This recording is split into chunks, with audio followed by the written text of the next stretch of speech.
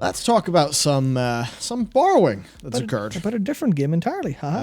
Because, you might think that this is just a drawing of Zoval.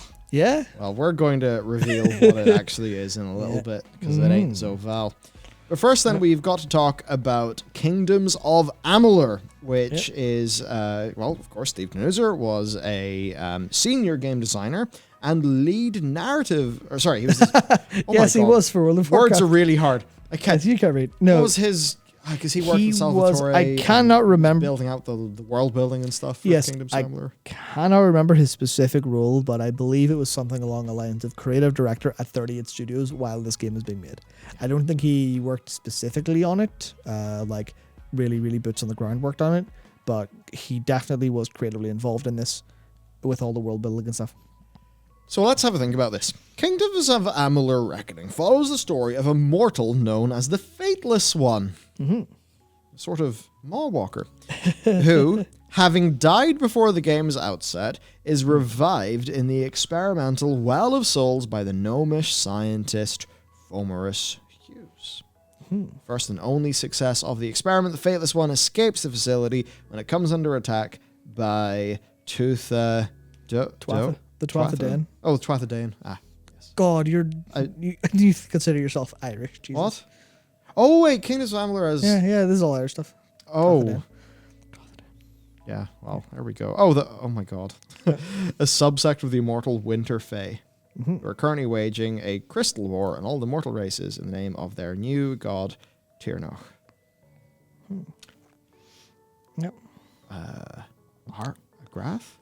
Eggarth. Yeah, Eggarth. So Eggarth is this fate weaver who's all like can read fate, and that's the whole thing about the whole thing. Everything is predestined. There is this tapestry of fate that is on, not everyone can see it, but fate weavers can see it. They can't change it, but they can look at it and go, okay, I can tell you basically, shitty fortune telling, but usually pretty close. The purpose, might someone say. Where have I heard this before? Is astounded and pleased to realize he cannot read the Fateless One's future, having already died. The Fateless One's return from the grave has taken them out of Fate's weave. Theirs is the only life in the world without a predetermined end. His power also allows the Fateless One to alter the fates of others, as Eggarth discovers when the Fateless One saves him from his fated lonely death at the hands of a native creature. Yep. So that's fairly told reasonably well. But, obviously you go, well, that's the idea of fate of destiny. That's obviously a thing addressed loads in RPGs and different games and stories because it's cool. People think about it a lot. Fine.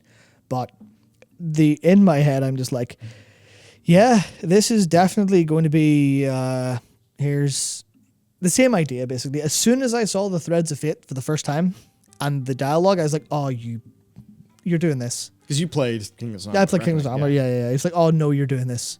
You're just going to be like, and here's the tapestry laid out by the first ones. Here's the pattern that's weaved, and the jailer's cracking it.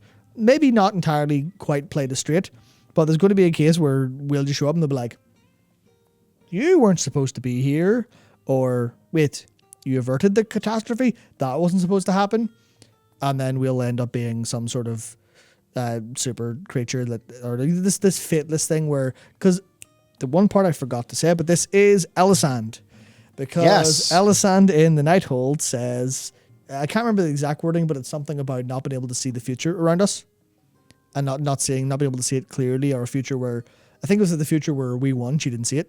Yeah. Which means that we are the fateless, and then they go into an expansion later, and it's all about fate. It's all about this stuff. It's almost as if they dropped the Fate plotline after 9.0, but seems that way. It is all about Fate. Yeah. Now, it's going to become a bit weird, everyone. Yeah. Because yeah, kind of looks like Zoval. Yep. Just a smidge. Yeah. But as people have pointed out, he's Bane from Forgotten Realms. Yeah. So Bane was the Faerunian god of tyrannical oppression, terror, and hate, known across Faerun, or whatever, who knows, as the face of pure evil through malevolent despotism. From his dread plane of Banehold, the Black Hand acted indirectly through worshippers and other agents to achieve his ultimate plan to achieve total domination. Of all Faerun. Also, yeah, Louis says it's Mehrunes Dagon, which is also true. Oh, yeah. So... Yep.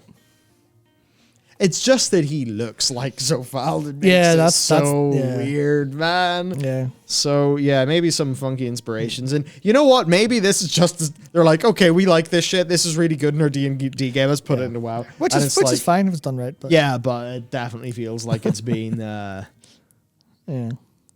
yeah, I don't know. Yeah, I thought... It's been shoved in a bit. Yeah, I thought it's definitely like it. This one in particular is highlighted because it's the way he looks to see him is just hilarious. Yeah.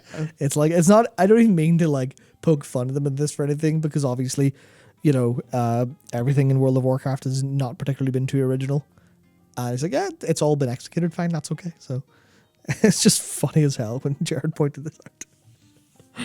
Oh, we had a... Oh, it's Moloch Bal.